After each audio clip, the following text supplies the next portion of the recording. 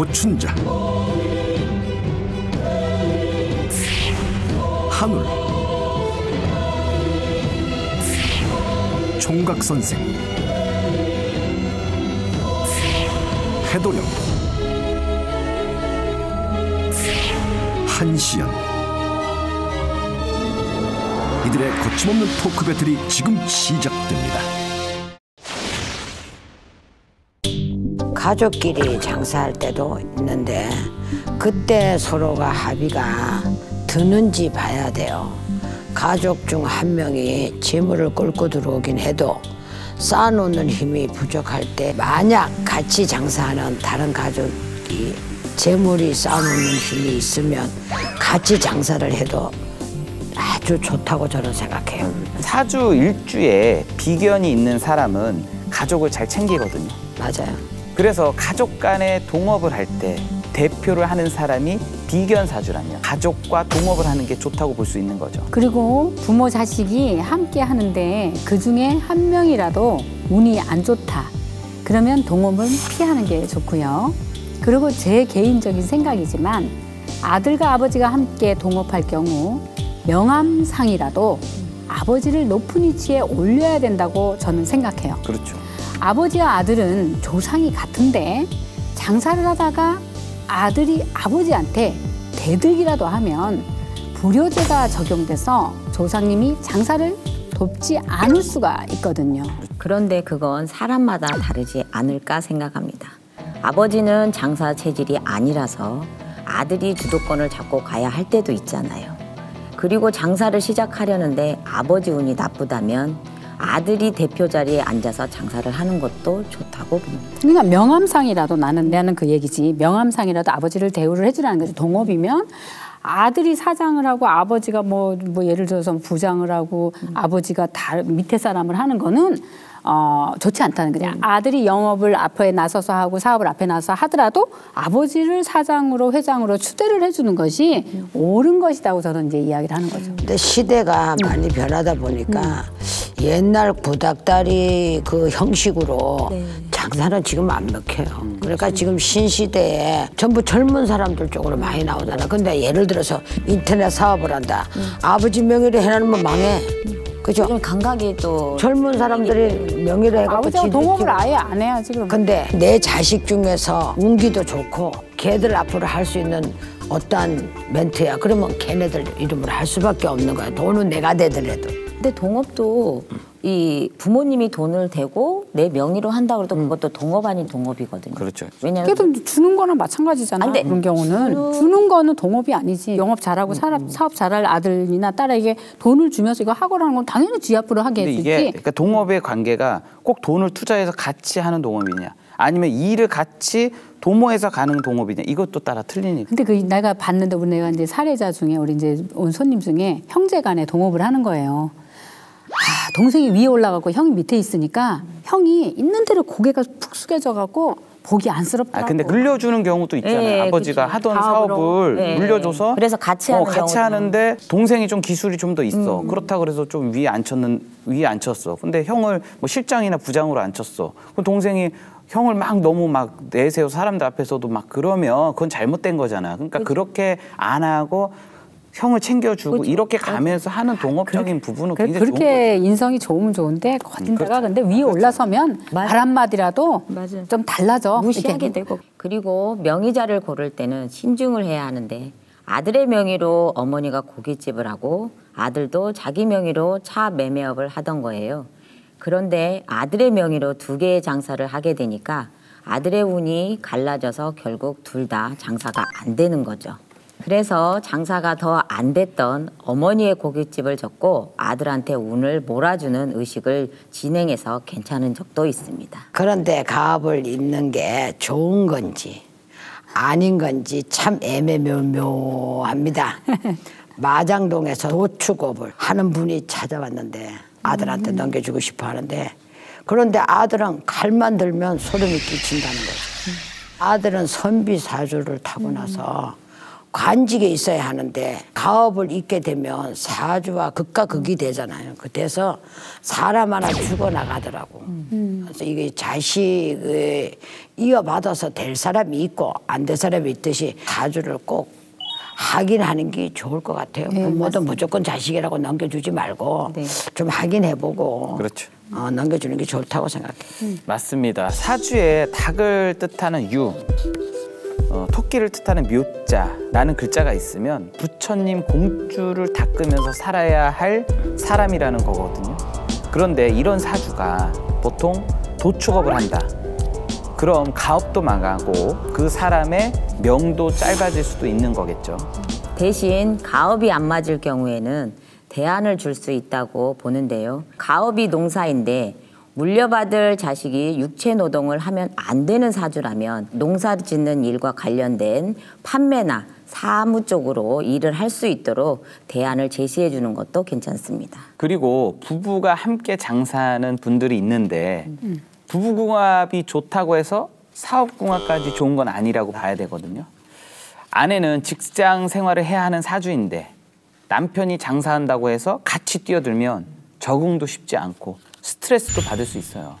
그러다 보면 자연스럽게 부부 사이도 안 좋아지더라고요. 남편이 그릇 도소매 업체를 하는데 아내가 가끔씩 나와서 도와줬었나 봐요. 제가 볼 때 아내가 남편보다 결단력이 있고 배포도 크고 장사 수완도 좋더라고요. 실제로 아내랑 같이 장사하는 날은 남편도 마음이 편하다고 하니까 좋은 아내이자 사업 파트너를 얻은 셈이죠. 장사를 하기에 완벽한 입지를 선정하고 기업 준비까지 모두 마치셨다면 전단지를 뿌리거나 인스타인지 뭔지를 하든 가게에 홍보해서 해야 하는데요.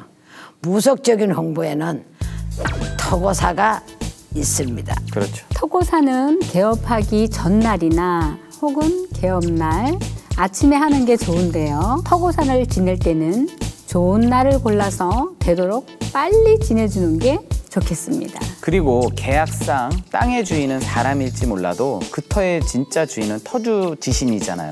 터주신 입장에서는 자기 땅에 갑자기 사람이 들어와서 장사한다고 하는 거니까 그렇죠. 어떤 업종이든 터주신에게 잠깐 머물다 가겠습니다 하면서 고사를 지내주는 게 좋다고 생각합니다. 토고사를 지내는 방법은 선생님들마다 방식의 차이점도 있고 업종별로도 방식이 달라지기도 하는데요.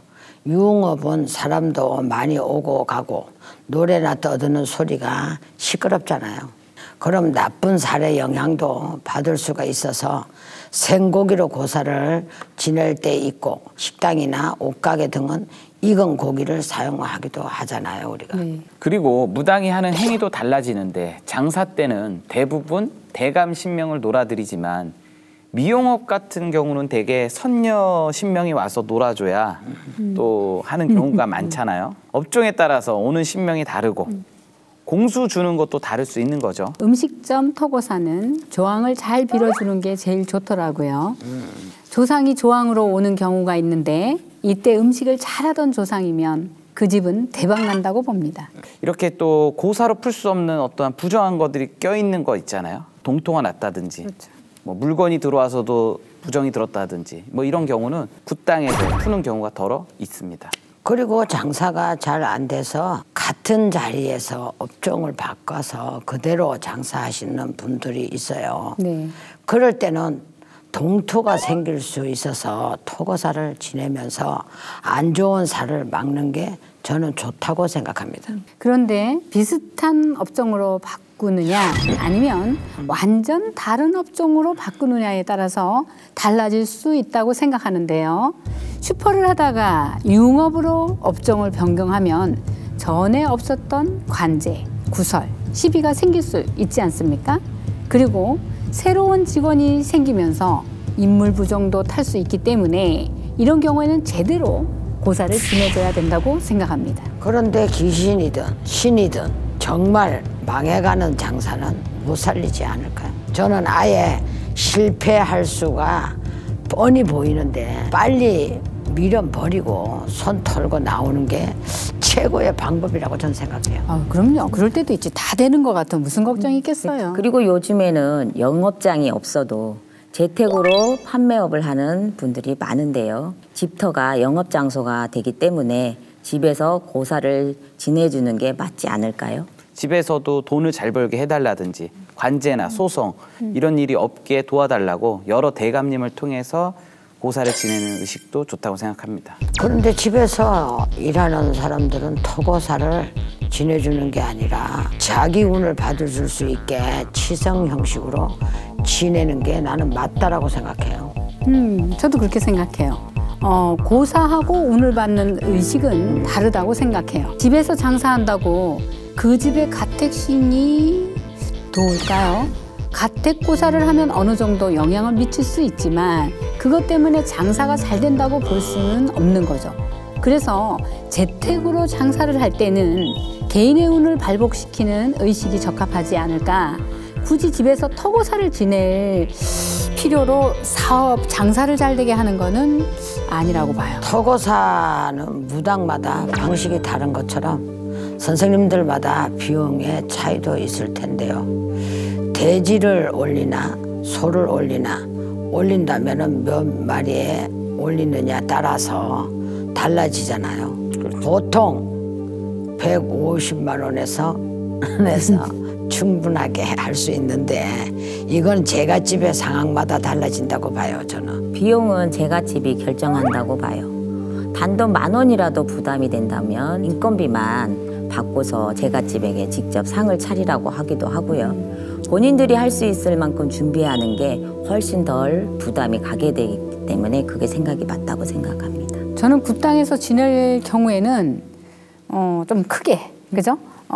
이왕이면 악사도 초청하고 그렇게 해서 이왕이면 이제 조상도 놀아주고, 그죠? 운도 받아주고, 그래서 비용이 더 올라가요.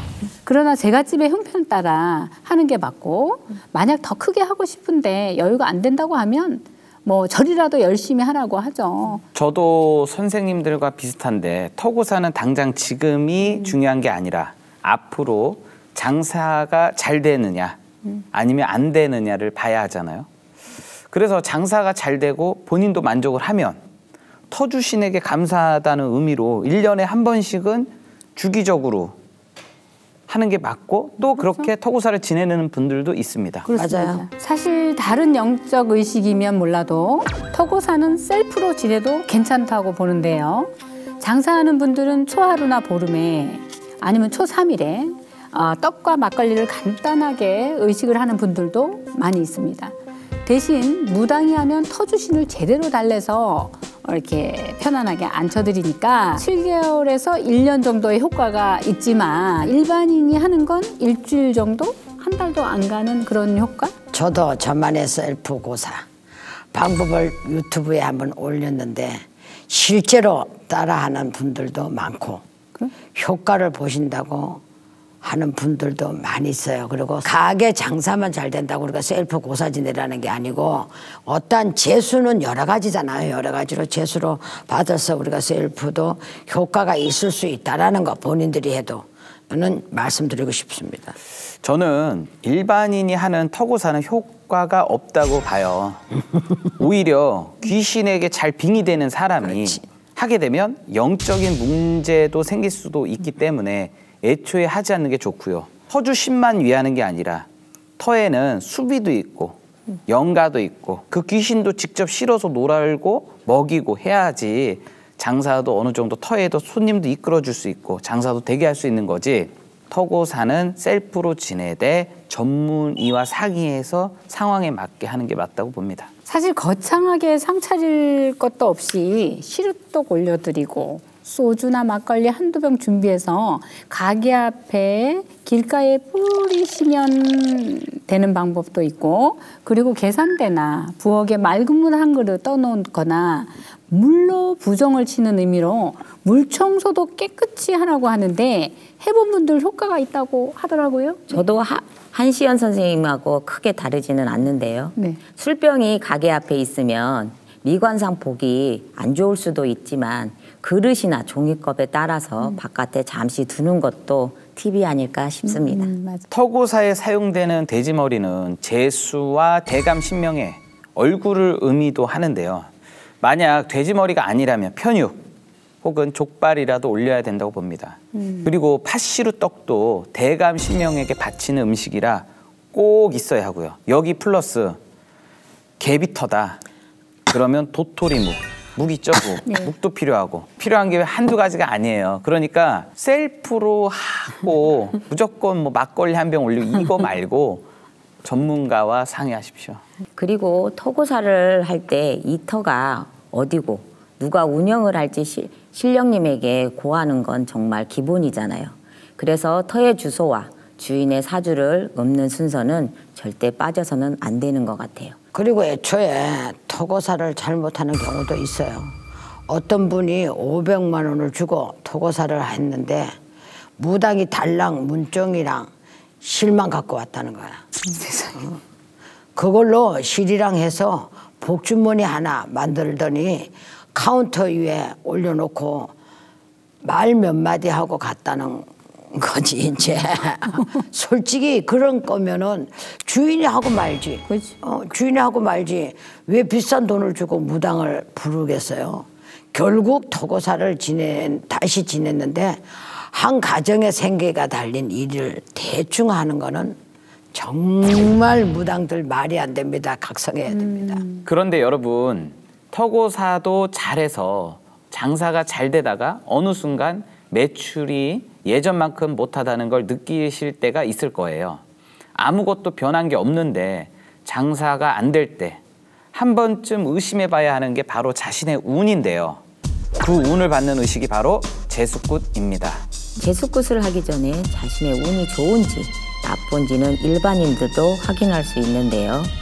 손님이나 직원과의 트러블이 자주 일어나거나 가게 안에서 자질구레하게 사고들이 많이 일어나고 그때는 자신의 운이 안 좋은 시기라고 의심해봐도 좋을 것 같습니다. 그리고 갑자기 가게 안에 쥐나 고양이가 돌아다니는 게 보이거나 꿈으로도 징조를 알 수 있는데 불이 났는데 얼음 문제 이렇게 피 오르는 경우가 있든지 비가 왔는데 홍수가 나서 가게를 쓸고 내려갔다나 이런 꿈을 꾸면 안 좋은 징조라고 보면 돼요. 그래서 그 사람의 운이 최악일 때라도 그중에서 좋은 날을 잡아서 할 수 있는 게 제수굿인데요. 만약 급하게 제수굿을 해야 하는데 좋은 날이 점사를 본 당일밖에 없다면 그날 저녁굿이라도 준비해서 들어가는 게 좋습니다. 그렇죠. 그리고 장사하는 사람들은 적어도 1년 신수는 미리 봐야 하니까 정월 초에 하는 게 많죠. 그리고 사람마다 성주운이 드는 시기가 다르지만 맞아요. 보통 봄에 놀아주고 가을에 모셔준다는 말이 있어요. 맞아요. 그래서 10월 중 그 사람에게 좋은 날을 잡아서 제수굿을 해주는 게 좋습니다. 그리고 제수굿은 장사가 잘 될 때도 신명과 조상님에게 감사의 의미로 지내는 분들도 많은데 주기적으로 하는 분들은 1년에서 3년에 한 번씩 하기도 해요. 제 생각에 그 유효기간은 3년에서 7년까지 가는 거라고 보고 있습니다. 그런데 저는 제수굿의 유효기간은 정할 수 없다고 봅니다. 한 번 하고 좋아져서 더 이상 안 하는 분들도 많이 있거든요. 유효 기간은 신명의 공수가 아닐까요? 만약 신명에서 그 사람에게 공수를 줄 때 1년이라고 하면 1년이 유효 기간이 되는 것이고 3년 동안은 덕을 쌓아야 한다면 3년이 유효 기간이 되는 거죠. 그런데 결국 선택은 제갓집의 몫이기 때문에 신중히 판단을 하셔야겠죠. 그렇게. 맞아요. 저한테도 찾아오는 20대 초반 여성은 온라인 쇼핑몰을 하는데 무당 못지않게 촉이 빨라서 어느 순간 제수굿을 해야 할 것 같은 촉이 온대요. 지가 와서 그리고 제수굿 한번 할 때마다 평소에 매출의 10배 이상을 버니까 정말 10배 이상 벌어요. 1년에 3번을 할 때도 있어요. 근데 내가 내 입으로 구슬하라는 소리를 처음 상담했을 때 한 번 해보고 지금까지 안 해봤어요. 제수굿이라는 자체가 유효기간은 없다라고 생각해요. 그리고 회사의 규모가 크다고 해서 제수굿의 규모도 크게 해야 하는 건 아닙니다.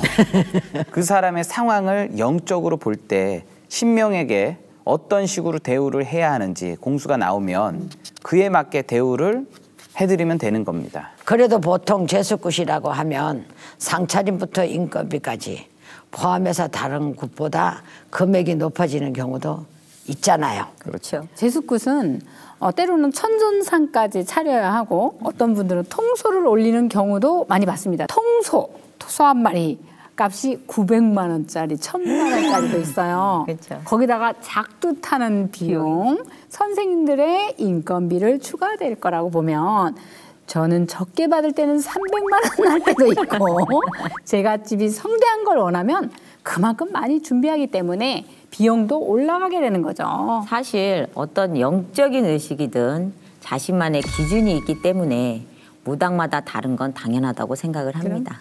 대신 많이 버는 사람은 그만큼 정성을 들이면 좋고요. 그럼에도 불구하고 작은 돈으로 대우를 해도 신령님은 기특해서 제수를 더 주시려고 생각을 합니다. 그런데 보통 대기업 회장님들 제수굿을 하면 일반 제수굿보다는 상차림이 솔직하게 10배 정도는 커지고 소 한 마리에 돼지 10마리 잡는 건 기본이에요. 특히 프랜차이즈는 1호점, 2호점이 있으니까 가맹점마다 목을 다 잡는 거잖아요. 그리고 굿거리 수도 늘어나고 그만큼 청배 선생님들도 최소한 한 10명에서 12명 정도는 돼요. 밑에 두두두루. 대기업의 제수굿을 밤에 소리 소문 없이 하고 정작 본인은 안 나타나더라고요. 그런데 저희도 무당이지만 굿이라는 게 한두 푼 하는 게 아니잖아요. 맞아요. 그래서 제갓집이 피해보는 일이 없도록 저희가 제수굿에서 꼭 확인해야 할 것들을 알려드리고자 합니다. 저는 제수굿에서는 웬만하면 작두를 타는 게 좋다고 생각하는데요. 많은 분들이 아직까지 작두에 대한 의심을 거두지 못하는데 원래 작두를 안 타는 선생님이거나 상문이 들고 안 좋은 살이 껴있을 경우를 제외하곤 작두를 타야 제수를 잘 받을 수 있다고 봅니다. 그런데 가족 중에 한 명이라도 칼날에 올라가선 안 되는 운이라면은 저는 안 된다고 생각을 해요. 그럼 저도 그렇게 생각해요. 왜냐면 아이가 어리다든가 그 집에 이제 아까 해드롱 선생님 말 따라 상문이 난 지가 1년도 안 됐든가 뭐 아픈 환자가 있든가 이러면 못하겠더라고 저는. 그리고 지역마다 다르겠지만 강원도는 제수굿에서 조상거리가 절대 빠져서는 안 되고요. 어떤 조상이 와서 도움을 주고 방해하는지 판단을 잘 해야 제수도 잘 받을 수 있잖아요. 그래서 조상 회원은 각별히 신경을 써야 합니다. 그런데 만약 무당들이 성의 없는 태도로 굿을 하는 게 보인다면 그 굿을 의심해 봐야 하지 않을까요? 법사님 경문한다고 막 열심히 비는데 수다 떨고 뭐 먹고 뭐 담배 피고 막 그 안에서 막 그래버리는 경우는 분명히 제갓집이 당연히 느끼잖아요. 정성을 같이 다 빌어줘야 되는데 그게 최우선이라고 생각해요. 그거 있잖아 왜 소래로 차린 정상 대래로 대래로 맞습니다. 대래로 차린 정상 하해같이 받으소서. 예. 비난이다 비난이다. 예. 그대전의 비난이다. 장사의 신이 되기 위해서는 좋은 터와 운이 있어야 한다는 걸 무시할 수는 없지만 정말 중요한 거는 성공하기 위한 자신의 노력이 뒷받침이 돼야 하는 거 아닐까요? 그리고 노력의 투자든 돈의 투자든 필요할 땐 과감하게 투자하시길 바랍니다. 어떤 요행을 바라지 않고 진심으로 진실하게 장사하면 그게 바로 대박나는 비법이 아닐까 싶습니다. 그럼 저희는 다음 시간에 새로운 이야기로 다시 찾아오도록 하겠습니다. 감사합니다. 감사합니다. 미스터리 서클에서는 폐가 흉가 또는 빙이나 잘못된 신내림 등 영적 고통으로 솔루션이 필요한 분들의 제보를 기다립니다.